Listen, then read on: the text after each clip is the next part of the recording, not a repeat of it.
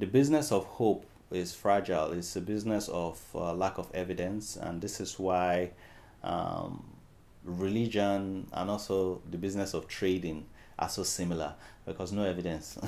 These are industries where people can come and say whatever it is they want to say. You can't really prove what they are saying. There's no proof to what they are saying, and people just have to take it at surface level. And this is why there has to be a show of success, or there needs to be this luxury marketing. In both industries, you see the gurus in this industry or the leaders in this, they have to be flashy. They need to have either cars, jets, all this stuff to prove to you that the thing that they are saying is working.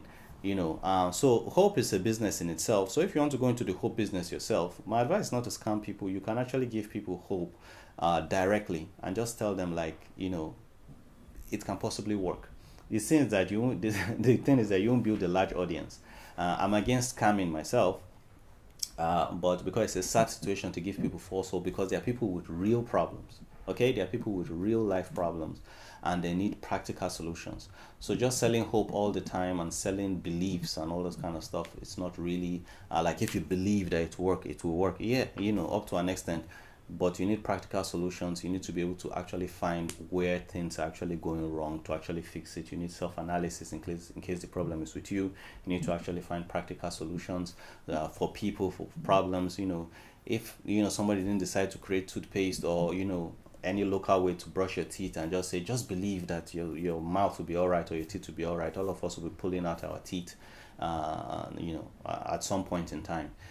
So, but somebody had to do something about it practically to solve a problem.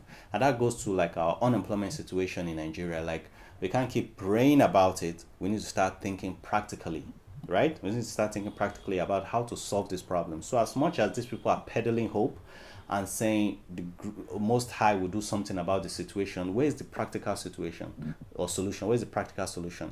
If you raise billions, for example, in a religious organization, it's not a crime to use it to actually solve a practical solution in the country, right? It's not a crime to build a factory with that billions and employ most of your congregations who can actually work there. Because just reinvesting in that your business to expand it, like building bigger auditoriums and getting people into that place to sell them more hope and all that stuff, doesn't make sense. Just as everybody's gathered there, the solution is right there with them. We're all gathered here under one leader. All the leader needs is to be smart enough, to have business savvy, to be like, okay, this is what we're going to do. We're going to start a company. You all are going to own the company, not me. Do you understand?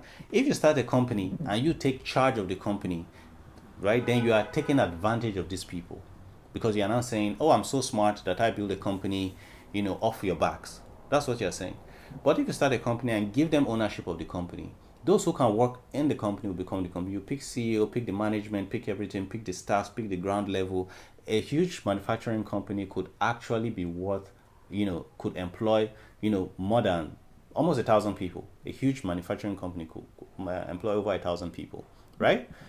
And now ownership is a different perspective. If everybody who contributed 1,000, 1,000,000, whatever, will own certain percentage of that particular company, guess what? As those employers are making money monthly from the running the company, as the company grows, investment is going back to those who actually own 1%, 2%, whatever it is in the company. You get it?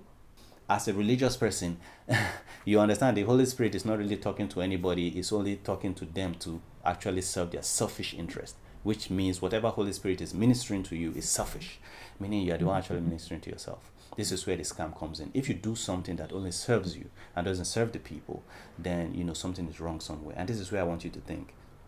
Okay, it's important that you understand, like, if somebody says, I want to help you, they need to actually help you practically. And if they cannot help you, then you need to know why they cannot help you. But these industries like trading and religion is the only industry where somebody will say, I can help you, and you go there for help, and they do not help you, but you are the one who blame yourself for not getting the help. This is where the scam comes. I don't know if you understand. If you ask God for something and they say, just pray to God, God will do it, and I prayed and God does not do it, in every other industry you hold the person by the chest and you almost beat the person. You say, you said I'll do this thing, I paid money for it, but it seems not being done. But guess what? In religion and trading, they'll say, do this, and the thing will not work, and they'll say it's your fault. You need to do something else. The goalpost is always moving. Just say fast for. If I say I want to be a billionaire, you say fast 30 days, ask the fix of God. God will tell you. After 30 days, bro, you better put a fucking billion in my bank account. If that money is not there, I'll go there.